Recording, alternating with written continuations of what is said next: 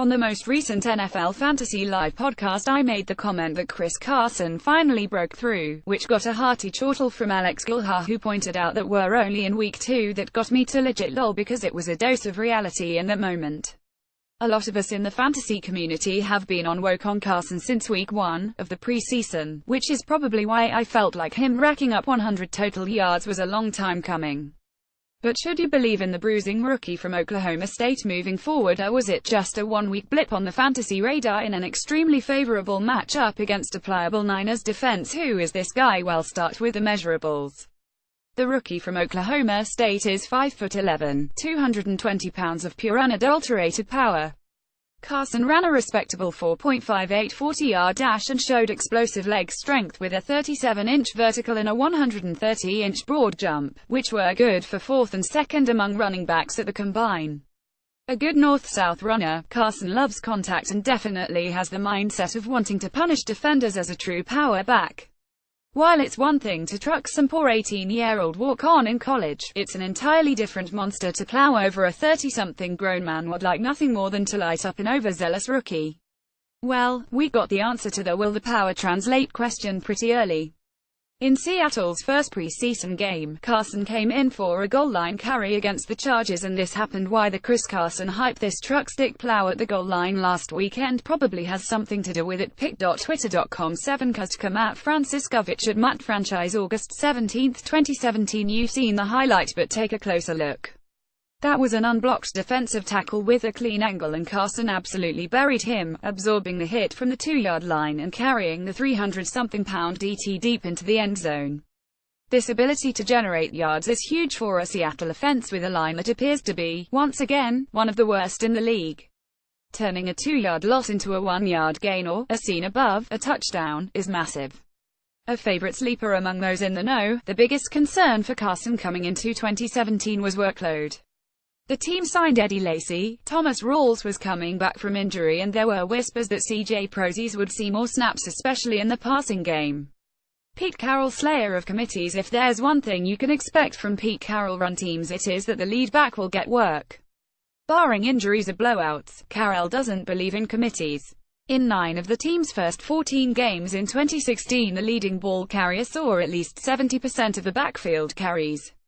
The last 2 games, remember, were a bit of a train wreck as injuries ravaged the running back core. It's also worth keeping in mind that this was with Christine Michael, who was cut mid-season, and oft-injured Thomas Rawls and Pascal also injured CJ Prosise as the lead backs. It didn't matter. If Carroll pegged one of these guys as the leading rusher, they were likely to get the bulk of the carries. But 2015 painted an even clearer picture.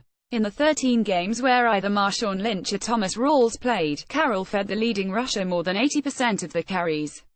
Week 1 of 2017 brought us an extremely rare triumvirate of rotating backs, including Eddie Lacy, Carson, and Prosise, who got 5, 6 and 4 carries respectively. But in Week 2 we saw the return to Carroll football. Rawls started but only saw 5 carries while Carson racked up 20 carries. Prosise saw 0 carries and had 3 receptions to Carson's 1. So the question becomes, will this hold up? Chris Carson doing work versus the Niners, 20 carries, 93 yards on the ground. Next Gen Stats. Pic.twitter.culkva James Co at James Co September 19, 2017. Real deal. ONR on the season, Carson is averaging a robust 5.1 yards per carry. It's a small sample size, obviously, but Rawls, Lacy and Prosise have a combined 18 yards on 14 carries, good for a 1.29 yards per carry average. A big reason for the inefficiency is clearly the offensive line, as Pro Football Focus graded the Hawks as the worst line in 2016 and again rated them as the worst line coming into 2017. And yet, there's Carson sporting a 5.1 yards per carry average. So how is Carson producing while all the other Seattle backs continue to struggle? The answer is he's doing it on his own. He's averaging 2.23 rush yards after contact, good for 5th among running backs with at least 20 carries. And per Next Gen Stats, Carson is averaging 4.4 yards per carry after a defender gets within a yard, with the league average being roughly 3.7. This points to Carson generating yards for himself, despite a line that is struggling to open up running lanes.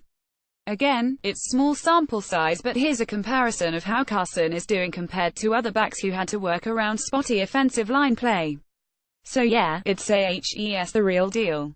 Chris Carson compares favorably to other RBS who had questionable O-line play, averaging 4.4 YPC after defender closes in. Next Gen Stats pic.twitter.com/7 Kia James Co at James Co September 19, 2017 I am a man. I am 40. In addition to having one of the best post-game rants ever, Mike Gundy's system at Oklahoma State featured a ton of spread concepts and re-adoption plays which helped Carson's early run. Given that the Seahawks are a shotgun-heavy team, being able to run out of this set is critical to success for a running back. Next Gen Stats has Seattle running more than 60% of their plays from the shotgun in 2016 and 2015. So far, so good for Carson, who is averaging 5.3 yards per carry in his runs out of shotgun and a very impressive 6.7 YPC out of their single back set in 2017. What's it all mean? Carson's emergence combined with Eddie Lacy being a healthy scratch in week 2 is all the signage you need to know that Lacy is done as a viable fantasy option. It's crystal clear that Carson is a better system fit and looks to be the much more explosive player at this point in their careers. If you spent a single-digit pick on Lacy, sorry for your luck.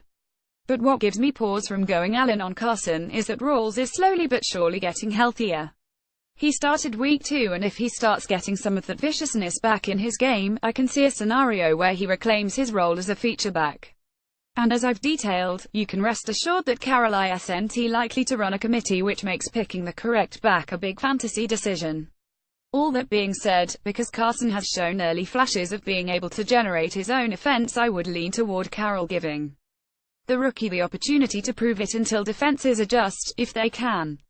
Carson needs to be rostered in all formats and could prove to be a league winner if everything breaks right. Daily DAPS. Nothing but respect to Brian Stan, who announced his retirement from MMA commentary to pursue other ventures. Stan is a legit American hero, receiving a Silver Star Medal for helping save members of his platoon while under fire from Iraqi insurgents. He was also a hell of a fighter, but an even better commentator. For a sport that has been unfairly maligned as a bloody, lowbrow form of entertainment, Stan brought a level of professionalism and intelligence other color commentators from other sports could learn a lot from. I'll miss hearing him. Fans of the podcast know I love me some Harry Mack. Dude might be the best freestyle rapper in the game. I just saw that he sat down with Kendrick Lamar over the summer and he absolutely killed it. Again, speaking of rando hip-hop songs, here's one that just popped up on my playlist: Lord Tariq and Peter Guns' Deja Vu. Undaps to myself for coming in hotter than molten lava on Kenny Golladay, only to see him put up a one-catch, 8-yard line on Monday night. That being said, it should be noted he was targeted twice deep downfield, which is what you want. Also, Matthew Stafford looked very solid in a bad matchup. I'd shop Jeremy Maclin or Marvin Jones for Stafford if you're so inclined. I could see them asking for more, but I'm not sure I'd move a running back for Stafford if I could help it. It's not too late to play NFL Fantasy. Join a creator league for free. James Deco is an anchor and host for NFL Network. He is also a host of the NFL Fantasy Live podcast and a guest columnist for the NFL Fantasy Football editorial staff. Follow him on Twitter at JamesCo to tell you him how much of an idiot he is for writing this column.